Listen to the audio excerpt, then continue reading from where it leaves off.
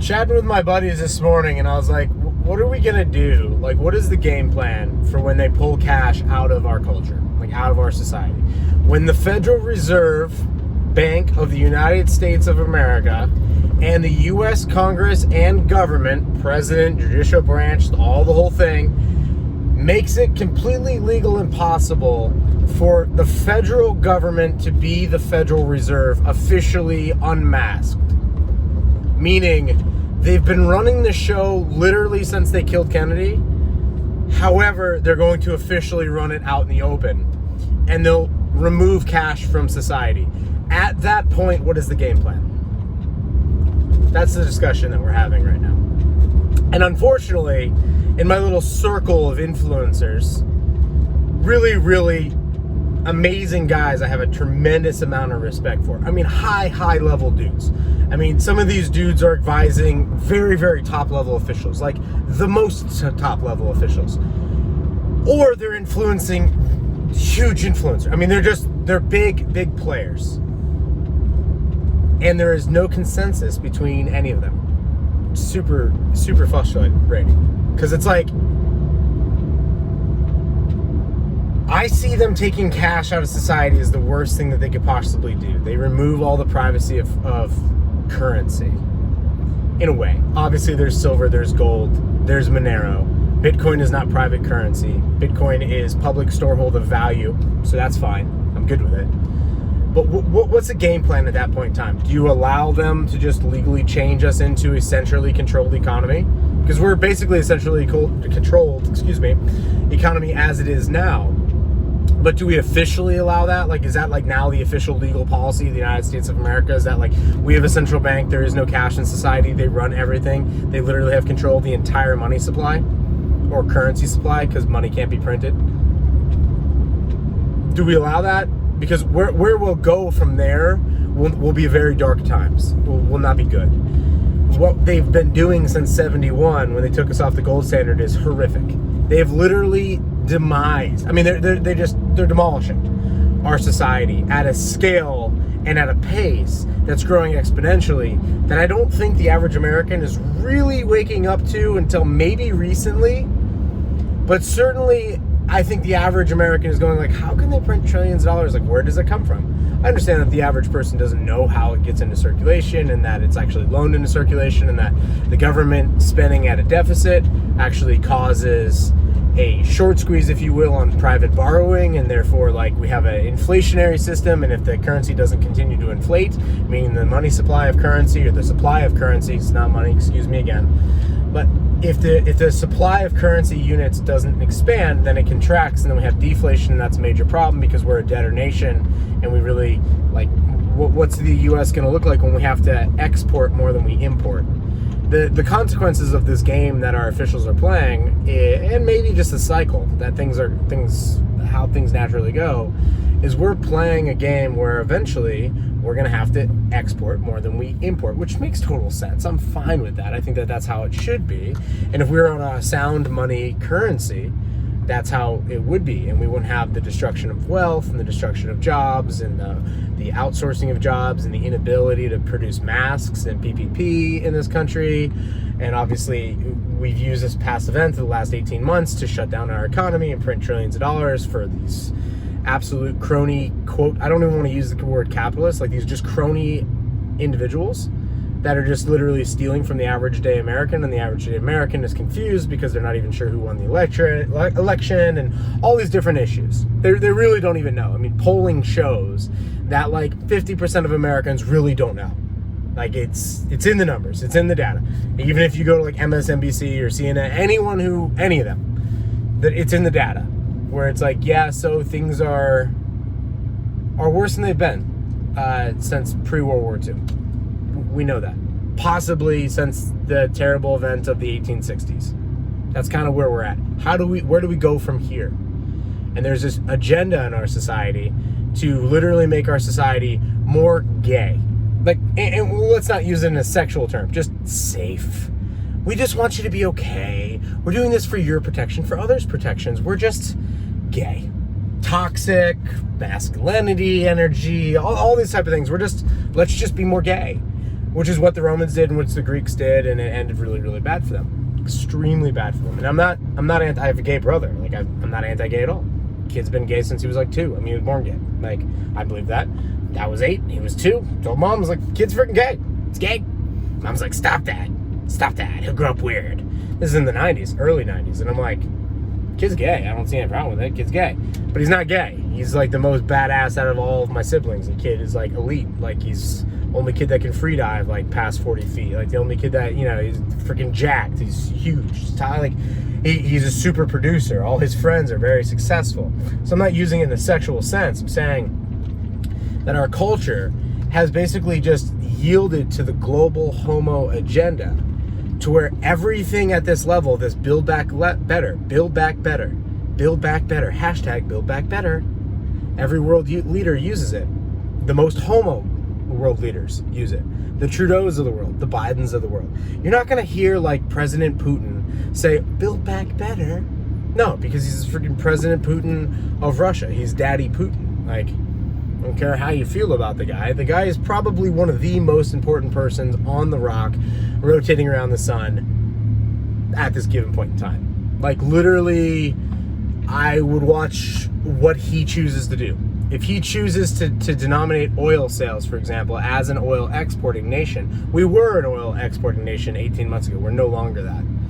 But like, as an oil exporting nation, if he dictates terms on his currency, I want to be paid in gold. I want to be paid in silver certificates. I want to be paid in euros. I want to be paid in private crypto. I want to be paid in not dollars.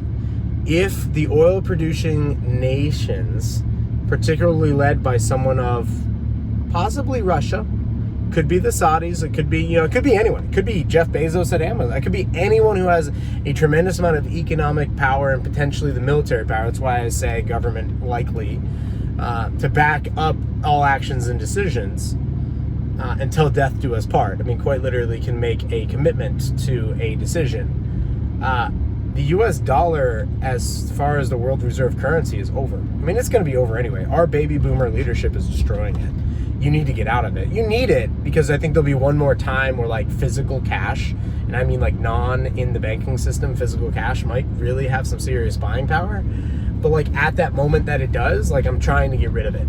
You know, like I don't want to have it long term, meaning the next few years, maybe the next decade.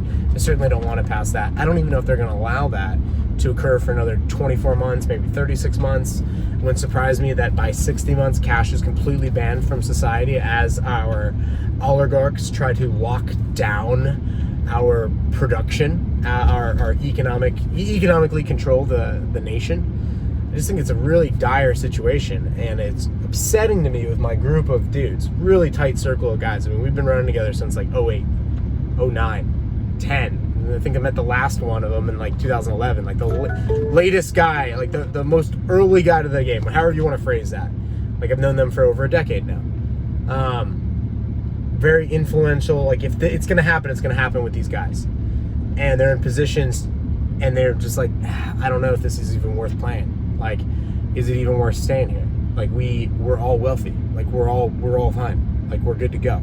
We're not like super elites, but we're not on the peasant class either. Like, we have options.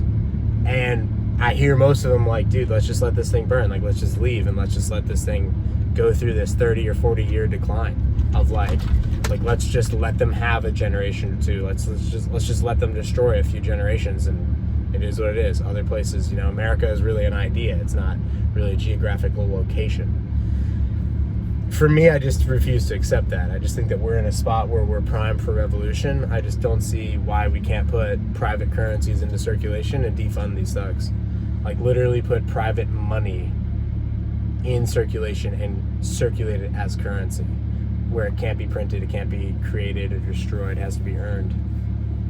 One way or another, it has to be earned. There's a cost. There's a literal cost of energy to obtain it, whether it's digital in crypto form and private, meaning not public. So you can guess at what I think is going to be the future of crypto, or it's physical in nature, silver, gold, or bullets, any of those things that are physical, any goods that you can literally circulate. In World War II, they circulated cigarettes. They just don't weather well. They kind of deteriorate. They're good for short-term currency for sure. But are we going to allow those that don't produce anything inside of our society, those that just literally tax and steal at the force of a gun, which is what government is? If you don't pay your taxes, gentlemen with guns will show up to your home and they'll do anything they want to you. In the land of the free, in the home of the brave, wear your mask, get your jab. I just think it's sad, and I think it's pathetic, and I think it's somewhat disheartening, and I just want to be real with this audience and be like, I don't accept it. That's just not good with me. I always have the option just to leave. I can do that.